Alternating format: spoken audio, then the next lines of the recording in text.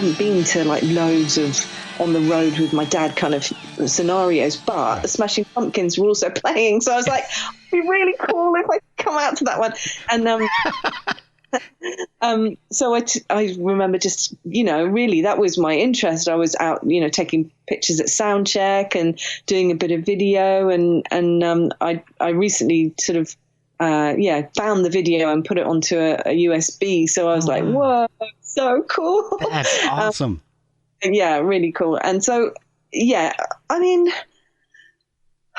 I never really got involved in the sort of band politics. You could tell that there was tensions, but it was, and also I was at the show where it was a show in Ireland where there was like a really horrible crowd crushing, and someone I think got crushed to death. It was just, I think I know what you're talking about. Yeah, and then obviously some of the band members, then there was sort of like drug things going on, but I wasn't close enough to sort of be that involved in that, but I knew what was going on. But then, Billy's had other projects, and I've always sort of kept in contact with Billy, and like through Zwan, I photographed that. And I love Zwan. That was such a great album. It really was. And so I went out to Chicago to do some stuff with them. And then when Billy was doing his own solo stuff, I seem to somehow have always managed to sort of be commissioned to do something at those different points. And then last year, when they, reformed and they played, well, they've been touring recently, I got to do a shoot with them, and it was just so much fun. I was like, oh, cool. And the pictures were great, and I shot the whole show again, and they were just so lovely. And it's a bit like, they really looked after me, because it's like, I have known them so long now, and you think back to 90, what was Lollapalooza, 94, 95. Yeah, 94. I remember that like it was yesterday. Yeah, so I'm the granny in the pit now. Yeah. Not really. I remember going to that Lollapalooza in Franklin Park in Philadelphia, and I guess it had rained early in the day or the day before. I've never been to a show where I got more muddy than that. The mud was probably down by the stage, like 3 inches deep. It was ridiculous. Okay. You need to come to Glastonbury. You're guaranteed to. You'll get trench foot. Oh, no. Casualties of photography. No longer the casualties of war. It's just the casualties of photography. Over the years, have you had anybody you've actually dreaded to shoot? And you don't even have to tell me names or anything if you don't. You feel free to if you don't care. But has there been a really tough shoot that you just sat there and go, I can't believe I have to put up with this? So there's a band that I don't remember their name, but they were just so full of themselves. And I was like, oh, my God. I mean, no one even knows who you are. And you're like, the ego's like, I can't even, it's just. Yeah. So I think I just rolled my eyes at them, but just professionally carried on. But there was one band, and I won't say because it's not a biggie, but basically the band were lovely, but the singer was going through a dark period. And we'd gone out for Kerrang to shoot a cover feature, and the singer was just being an absolute arse. And I mean, at that time he had grown a big beard, and he was very introverted. I mean, I look at it now, and obviously he was going through some serious mental health issues and maybe addiction, and but I was just thinking, I'd spent the whole morning doing a recce location scout. Right, we could do it here, that, got it all mapped out. And then it was like, no, we're not doing it there. We're going to do it at the venue. Okay, fine. So we get to the venue, and then it's like, no, they don't want to do any pictures. Or yes, you can have 2 minutes. It's got to be there. And you just kind of think, I don't care. This is a it's promotion for the band. And if I can't get it, I'm not going to get upset about it. It's not like, there's nothing I can do. Literally, there's nothing I can do. But you have to be very patient. Lots of hanging around, and the pictures were not my best because he just was not connecting at all. But when I've got an answer for who was the most difficult person, because it would have been that person. Yeah. But whoever that is. Yeah, whoever that is. But I think I'm happier now, so that's good. So when that happens, when you're commissioned to shoot promotional stuff for a band, how does that work with larger stars? I know how it works with local people. I've done some local stuff, but never to the height that you've done it. Do they want you to develop themes and ideas, or do they come in? Do their people come in with ideas, or does the band come in with ideas? How does that all get fleshed out? So if it was an editorial, then the magazine would generally send you with a brief, and then, for example, the time I had to go and shoot Foo Fighters, and so they said, right, you're going to shoot the Foo Fighters in Ireland. You're going to go to Bono's hotel, and there's a penthouse suite at the top, which is Bono's penthouse, which when he comes off tour, he usually sort of decompresses there for a week before he goes home. And that's what we've hired out. And you're going to do a shoot there. There's a hot tub, and you're going to get the Foo Fighters in it. And I'm like, okay. So do they know about this? No. Okay. So I get in the hot tub. Fine. Right. So luckily they're really obliging chaps, right. But it's a 2-man hot tub. So I've seen this picture. It wasn't a very nice day, but I was like, right, okay, so the magazine want you to be in the hot tub. And they were like, okay, so in they jump, and the pictures were amazing. But, you know, that's a bit annoying sometimes when you have to be the messenger and say, right, so, and sometimes the ideas can be really cheesy. You know, there's been some before, like, right, the band are holding this pig's heart and this is happening. And it's like, oh, no, I don't, you know, in fact, they don't do that, you know. But in terms of press shots or artwork, then I mean, I generally don't like thinking too much about. I kind of like to know where I'm going to do the pictures, but I generally quite like things to just sort of evolve. So if you have to get a lot of shots done in a day for a press session, then I'll have ideas of things I want to do in the studio in terms of lighting and backdrops and things. And then I'll have an idea of where we're going to go out like halfway through the day and sort of mooch around and sort of, you know, hang out and pretend, sort of, you know, try and make things happen that actually are quite organic, hopefully. And but that's generally how that works. I don't come up with too bigger concepts, and I don't really like to rely on Photoshop too much either. Me either.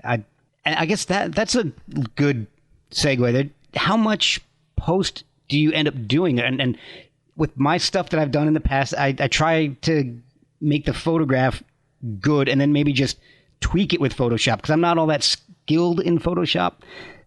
Do you find that publications want you to enhance things for them? Because I've noticed. Well, I'll leave it there but I want to return because I've got another question for you that's similar but a little different. So I was just going to use as an example my Resonators project, which you may know about. So yeah, so that was, for example, as an example of sort of the way I like to work. It was, I came up with this. Well, someone put the idea to me of that I was looking to get stuck into a project, and was sort of looking at sort of doing something in conjunction with a charity and coming up with something that felt right, basically. And the idea was put to me that because of my heritage, I could approach the sort of legendary guitarists of the now and try and get a collection together of portraits of as many of these guys and girls that I could get. So I had to, you know, approach all these people and make it all happen, and it was a lot of work. And it's again, it's not what I love doing, is hassling people and asking people to do things, but it was a real exercise in that. But and a lot of people who were on the list, because you start Googling, right, top 100 guitarists of all time, and you know. And then you start sort of trying to find contacts and trying to get, you know, approach all these people. And a lot of them are either not around or not available or don't want to do it. And then the people who do want to do it, you just think, oh, brilliant, thank you. People like Peter Green, who was almost impossible to find. Yeah. I'll come back to that in a minute, but just in terms of the photographic process. So with all the portraits that I did for this, which were over 30 portraits of guitarists, I knew where I was going, so I'd met them either at their house or at a studio or something like a recording studio. So I knew the location. So I went there with one battery light, usually, that I'd had since like 95, pretty much, taped up with gaff tape and a black backdrop as well. And so I do about 3 or 4 different setups within about half an hour to an hour, and really try and get something that felt like the essence of the person, you know, so not just a picture, but try and so I did all that. For example, when I did Paul McCartney, I got about 9 frames because I was lucky to even get anything. So the fact that I got 9 frames and I got one shot there, which I thought, brilliant, that's great, that's all I need. But when we finished doing all the pictures, at that point, nothing was really photoshopped, but we took everything to a professional retouchers and said, right, can you just give this can you bring them all together somehow? Can you just do something to them? And actually what they did is every retoucher within the in-house, they sort of divvied up the portraits and said, right, you're going to do these ones, you're going to do these ones. But actually collectively it worked really, really well. But I just do very minimal retouching, and I don't really like comping in too much. So to cut a very long story short, I think I'm not a professional retoucher. I'm a professional photographer, and there are people out there who do that thing a lot better than me. That's an excellent point. I'm glad you said that, because that makes me feel better about my lack of knowledge of Photoshop. I used to be halfway decent. I could restore stuff. Old broken pictures with cracks and stuff. I could scan them and fix them, but I don't like changing too much, which kind of brings me to the other question I started. I asked you that question, and then I started kind of morphing it into another question, and that's why I tried to stop myself from doing that. But there's a lot of stuff that I see out there by, I want to say professional photographers. I'm assuming they're professional photographers. I'm not sure, but there's what's the word I'm looking for?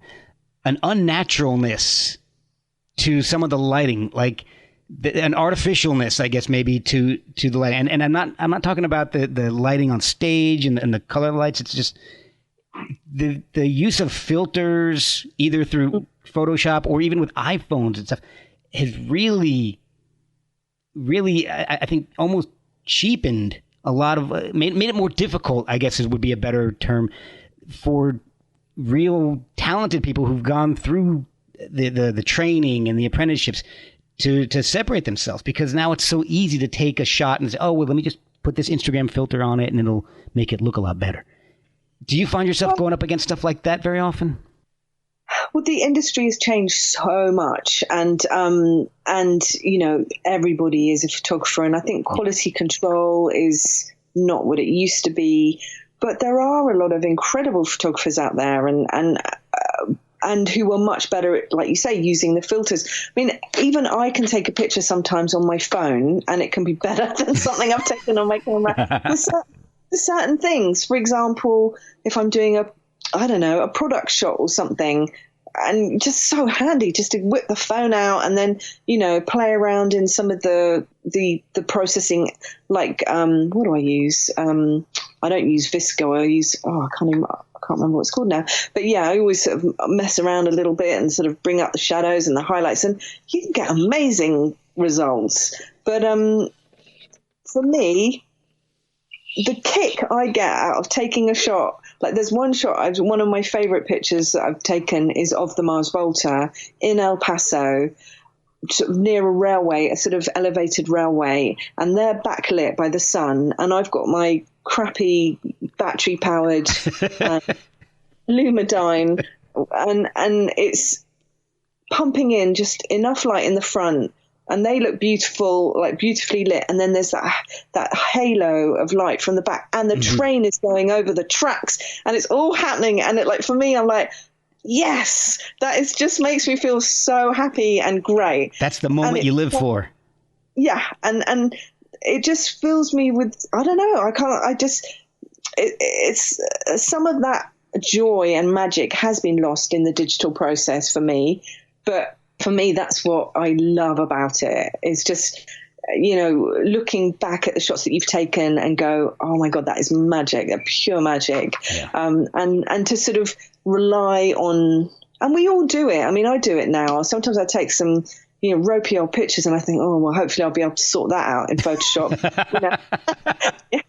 But yeah, to be able to get it just like that is the best, well, one of the best feelings. Yeah, it's amazing. One of the pictures, talking about that picture of the Mars photo, one of the ones that I saw in your portfolio that I got that same feeling was the shot you took of Scarlet, the one with her arms raised and the sun's shining through and you got that beautiful rainbow halo underneath. That's one of my favorite shots in your entire portfolio. It's so beautiful. And so we were going to do like a little studio based. I've got a little studio near to where I live. So I live quite remotely in the countryside now, and but it's a real luxury to have. It's just a small studio, but so we were going to do some shots in there. And then I said, well, look, should we? Because it's always nice to get a variety when you're, doing a shot of anyone, to try and make it look like you did these shots on different days, for example. Just by going outside, it looks different. So out the back, there's like old cornfields, and actually it was winter time, but I thought, well, let's just go outside for 5 minutes and see if we can get anything. And it was 5 minutes. And I had a big reflector dish, no other lighting, and that's it. Just like shooting into the sun.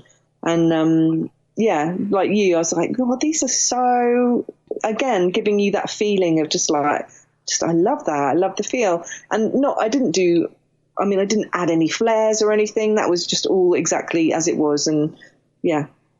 It's such a stunning photograph, and I love it. You've done some work with some pets, and I wanted to ask you about that real quick before we get in, because I do want to ask you a little bit about Resonators. Sure. You did a charity for the PDSA. How hard was it? I guess it's called Pet Portraits. How hard is it to portrait? Pet portraits. I've always been told, it's hard to work with children and pets, and I've got limited experience with pets, some with children, but how difficult was that job? Doing celebrities with their pets. Yeah. I think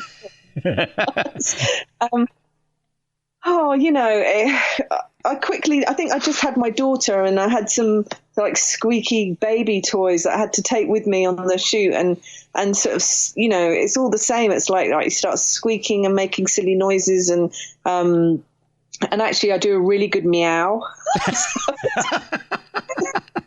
It works well for, rock stars and dogs.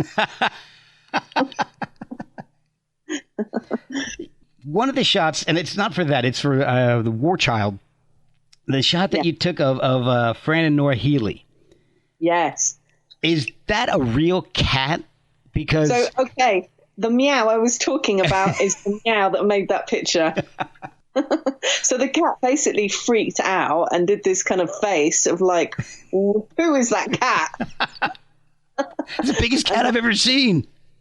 Yeah, no. Well, maybe it's because he's just sort of in the well, he's not even in the foreground. He wasn't even that much of a big cat, but he's such a big presence in the picture. Well, because it takes away from the naked bosom. Yeah, my focus is more on the cat, because to me it's on Fran's hip, but it's at such the head. It looks so stiff. It looks like somebody had a sculpture of a cat and he just held on to it.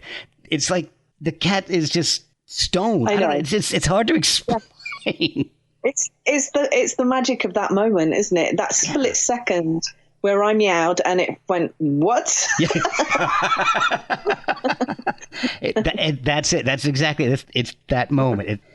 And so now you've got your Resonators out, and that's a show that's out in South America right now, correct?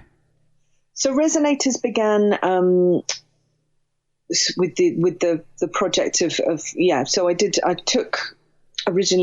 this project of 30 plus portraits, and the original idea was that I went to America as well for a week, where I was shooting.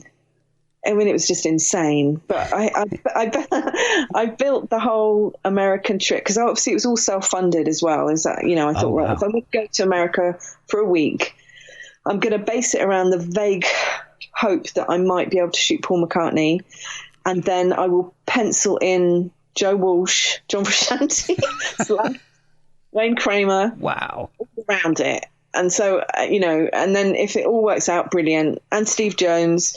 And so I arrived in LA, and within the first 24 hours, I was not expecting, but I've got a phone call saying from Paul McCartney's people saying, okay, we're at Jimmy Kimmel tonight. If you want to come down, you can get your snap today. Wow. And I was like, oh my God. But I just sat down after hiring all equipment and getting a car, and, and I was just so jet lagged, and had to bomb it over to the Jimmy Kimmel. And anyway, that Jeez.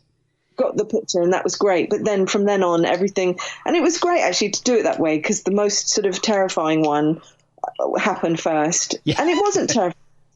He was so lovely, but it was just like, is it going to happen? It did happen. Brilliant. So now we can focus on everything else. And so that was, so that was great. So it was I did all the pictures, and then I did a print of all those pictures, and they were each signed by everybody who I photographed. Oh, wow. So, for example, Steve Jones signed his one and sent it back to England, and then it was exhibited at the Royal Albert Hall, and as part of Teenage Cancer Trust, they have a week of concerts, and then they auction those prints off, and then from then. I did a crowdfunder to basically make a book, and we did a black and white version with more images, because it was such an important and amazing collection of people. Like I say, it wasn't completely comprehensive, but it was still just a great slice of that world. And from there, so it's done a little bit of the rounds here, and we made this book, which is brilliant. I had another exhibition, and then recently I made contact with some people in South America who wanted to show it in Buenos Aires, and it took quite a while to take it over there. But what we did, it wasn't just Resonators. We called it Resonators Plus, because it was like some other images of like Smashing Pumpkins and various other like Red Hot Chili Peppers and Placebo, and a bit more archive sort of collection, not retrospective, but sort of more than just Resonators. So hence the Resonators Plus. But also when I got to Buenos Aires, I shot 7 of their most important guitarists, really. One being someone called Charlie Garcia, who I didn't really know that much about until we were planning the trip. And my goodness, he's like a god. Really? My Instagram didn't know what had hit it. I mean, I had no idea. Wow. The passion and the love out there for all the. So I shot 7 people in one day for this, and and literally so we did the shoot, and then I retouched, basic retouching. We got them printed out, and the next day framed, and then the exhibition opened literally 3 days later. And that was what made it so special, and the potential that we may do some more around South America, just because they've been really interested, really, more than anything. That's the reason why it went there. But the idea of like maybe going to Brazil and doing a similar thing where I go and photograph some of their most important musicians who then add to the exhibition. It was really exciting and such an incredible thing, and it's still showing, and they're going to. It's maybe going to Uruguay, and just as it is still at the moment, and it's going to go to the provinces, and that's cool. It just keeps rolling along. It's really, great. That's awesome. That is amazing. And I was going through those photographs. I mean, there's something that I absolutely love, like the photo of Steve Jones. That's fantastic. I mean, he looks like Evel Knievel with a guitar. Yes, it's amazing. Well, yeah. I mean, it's. Every story tells, every picture tells a story, and his story was, it was funny speaking to him when I finally got a contact for him, and I said, oh well, I'm planning to come out in a few weeks' time. What is your address? And he said, I'll tell you when you get here. I'm like, okay. So it was quite secretive, and until the day, and then got to his place, and he rolls up on a motorbike and comes in, and he's got like a real bachelor pad in, you know, the hills in sort of West Hollywood, and you know, there's like leaves in the pool, and I think the loo wasn't flushed, you know, everything. It's just as you want it. And then he had this Evel Knievel outfit that has SJ, like his initials on it, and he's just a larger than life character, literally. And I think when we were taking that picture, we were playing there used to be a show in the UK called Name That Tune, where you had to guess a song with like a few notes of the song, and you have to go, I'll name that tune in 5. So there'd be 5 notes. You have to go, right, it's this. So we were playing that when we were doing those pictures. And so he was. You got to play Name That Tune with Steve Jones. Yeah. That's amazing. I know. That is so cool. While he's dressed like Evel Knievel. Yeah, totally. Better. Some of my favorite photos out of that collection are the ones where the guitar doesn't even play of a large part, like the photo of Jimmy, Jack White, Peter Green. I mean, the guitar isn't the main focus of a lot of these pictures, and they're really fantastic, even if you take the guitar as part of it, away from it. I had a question, and I just totally slipped out of my head. Well, I'll come back. I'm sure I'll come back to it. I was going to add to that. I was going to say that. So when I started the project, and I thought, well, what's going to be the sort of the thread that links it? And obviously, well, I just thought it would be good to have them all holding a guitar, because not just visually for the guitar, but because it will ground them and it will make them feel relaxed. That's a great idea. It's they all started just noodling away while I was, and because ultimately that is their number one. That's their thing, isn't it? That's their camera. So that's their camera, and they feel happy. If you put them on their own, standing in a room, I mean, you feel naked, don't you? So just by giving them their guitar, it takes it into a different dimension of, we've already sort of relaxed a little bit. And so, there's one of John Frusciante sitting in front of this crazy desk of wires, and the color image there's another one of him standing in front of a Captain Beefheart painting, and where it looks like I've stolen his soul. But I love the photo so much because he's wearing this Muhammad Ali t-shirt, and it's just the way it all looks in black and white. But it feels quite intimate and a bit uncomfortable, but I really still love it for the way it makes me feel. The one of Albert Lee is amazing. Jeff Beck and Slash, those are all such striking images. Jeff, with his hand partially covering his face, he looks like he's having a blast. Yeah. Well, it was apparently, I didn't know, but I was told afterwards that he doesn't often laugh that much in photos. So, but I kind of want to get behind the mask of, and even like the picture of like my dad, because ultimately he is not Jimmy Page to me, but when I photograph him, I have to photograph him as Jimmy Page, because that's what we're doing. Right. It's not Dad at Christmas. It's like, it's got to be in that vein. But at the same time, I don't want it to have that feeling of distance. I want it to feel there's some kind of connection with all of them. And so with that particular image, I felt like there was that nice mix between it being serious, but there's a slightly a bit Mona Lisa-esque. Yeah, I get what you're saying. It's a brilliant image. It's fantastic because the guitar is not front and center. It's just the headstock, and it's just really fantastic. Now, with photographing your dad, I know it's hard to edit a lot of these pictures. I mean, some you can toss out immediately. You're like, oh, these are not good. But when it gets down to picking the last few, is it harder to edit your dad than anybody else because of him being your dad and at the same time Jimmy Page, the artist that everybody knows? I don't know.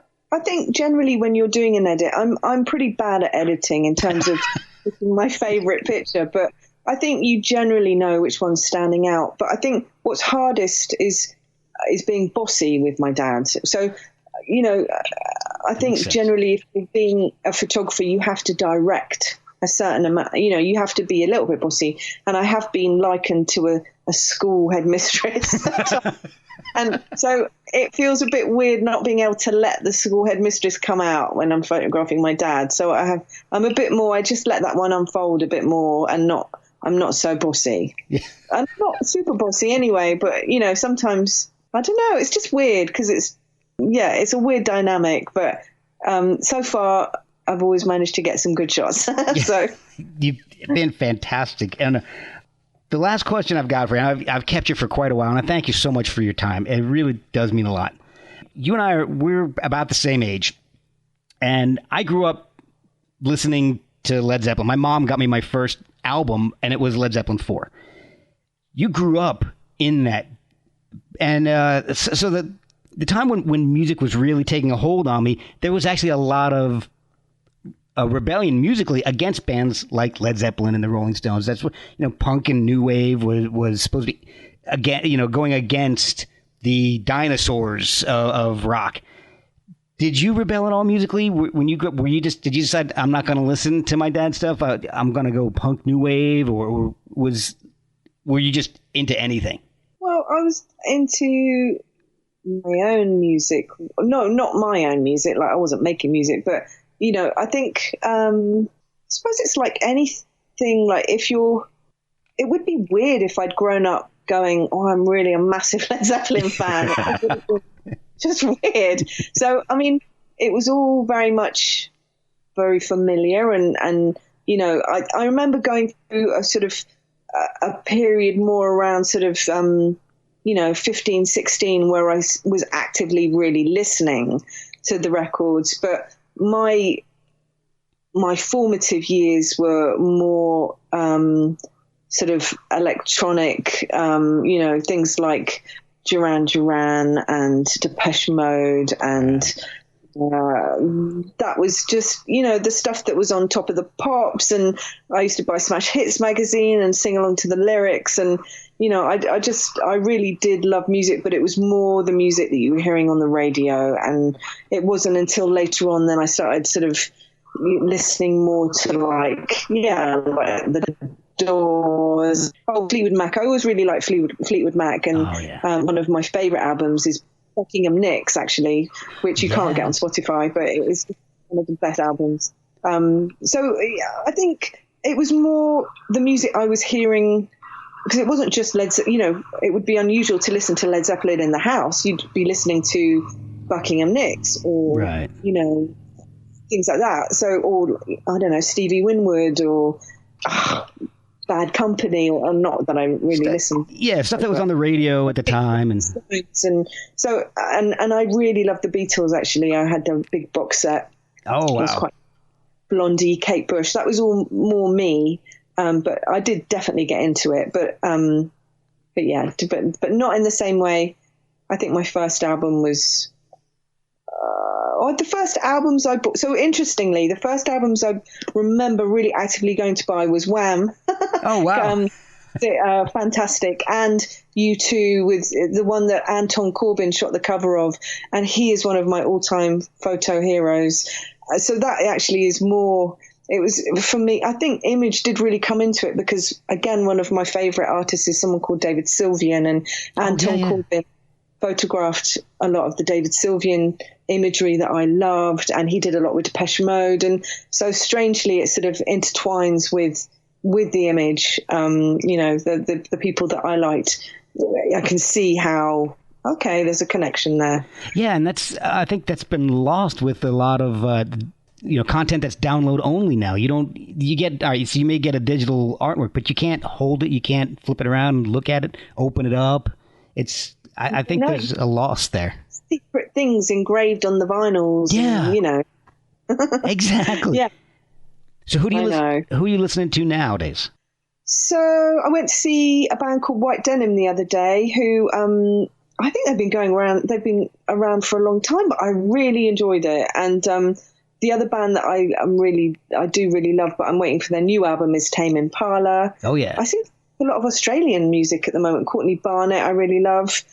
St. Vincent. I wish, actually, since beginning Resonators, I found it really difficult to make contact with the female Resonators side of things, because a lot of the people like Bonnie Raitt really wanted to do it, and it just didn't work out. And I was able to get Chrissy Hind, but people like, well, I tried everyone, but actually, as the years have gone on, there's a few more years have passed. People like St. Vincent and Courtney Barnett would be like so up there, like my high priorities. But at the time, I didn't know.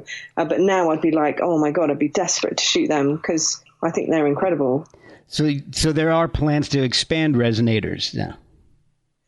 Well, it's a lot of work, and I don't know. But I'm not saying that I won't.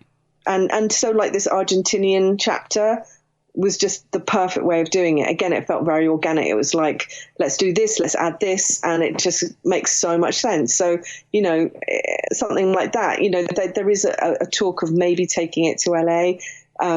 Again, if I did that, then I definitely want to add something to it. So it changes all the time, but I feel really proud for that slice of time that I managed to capture because, I think everyone's still with us, but there was, at the time of contacting people, I was worried that, some people weren't going to be with us. Yeah. Like the person I shot, Wilco Johnson, actually had been diagnosed with terminal cancer, and he was given 3 months to live at the time that I took the photo. And so that was just a really poignant moment for me where I was like, God, this feels really, he really touched me that day because he was just the way he was looking at his impending, his mortality. Yeah. It was just, I came away feeling he just really inspired me. All of the things he was talking about and the way he wasn't frightened and he'd had a great life. It all come full circle. But he actually is still with us, which is incredible. I mean, no one expected it. Somebody just went, hang on a minute, and got involved, and they went, I think you can have something done here. It's not, So at the right time, just a miracle operation happened, and he is still with us. But it's a great shot. That and Dick Taylor, they're both, very. There's something very touching about those two shots in particular. Thank you. Yeah. Well, I'm happy. Now, you'd mentioned that some of these are available to purchase, and I'm looking at my I've got two laptops here, and they're actually scrolling across my second laptop right now. So, where can people find your work? And if I know some of these photos are available to buy, and the proceeds are going to the Cancer Foundation. How can people help out? So some of the images, the color images, there's on my website, scarletpage.com. So I'm Scarlet with one T, P-A-G. So there's a link to a print sales there, and the color resonator shots. That there's a percentage that goes to Teenage Cancer Trust here, and they have opened in LA as well now since I started the project. So it's also something that happens in America. And wonderful. Then my other archive images, I sporadically upload images to it. I'm just a bit lazy and not very good. I'm just not a good businesswoman. But ultimately, people do quite often get in contact and say, I'd really love to buy a picture of Dave Grohl in the corridor smoking that cigarette. And I'm like, oh, cool. And then by the time I've printed it for them, I upload it to the print sales, and then it's there. But, so quite often that's how that happens. But I'm going to have to order the one of the Verve, because that I love that shot. It's one of my favorite bands of all time. And you shot it, so it all comes together in that shot. So I'm going to have to put an order together for that. I'll have to send you as well the images, the outtakes, so that you can just have a look at them. Oh my gosh, that would be amazing. And is it available in the Resonators? Is it available in a book form? So the Resonators book, I'm not sure how available it is anymore because we did quite small runs. I'm sure there are some floating about out there, but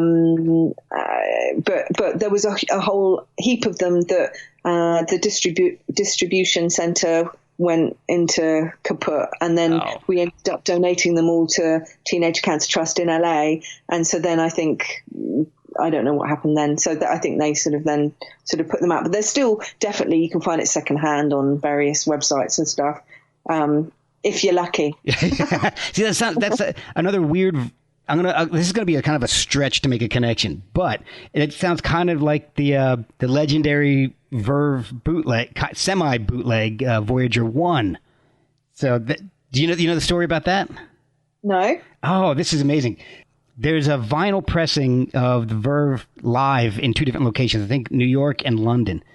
And they made 1,000 copies. And I asked Brian Cannon of Microdot this, whether this was an official release or not. And he said it turns out it is considered an official release. Well, apparently in storage, I think it was in storage or in shipping, out of 1,000, I think 300 or so were destroyed. They melted. And so there's only 700 available. When it came out in like 93, I lived in New Jersey. I live in Virginia now, but I lived in New Jersey, and I was in a little town. Me and my buddy were just walking down. We found this little record store, and I went in and I saw this weird Verve vinyl. I'd never seen it before. They only had Storm in Heaven, and I was listening to that multiple times every single day. And so I'm like, oh, wow, a Verve bootleg. I got to get it.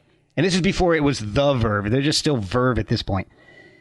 So I grab it, and I think it was like $9.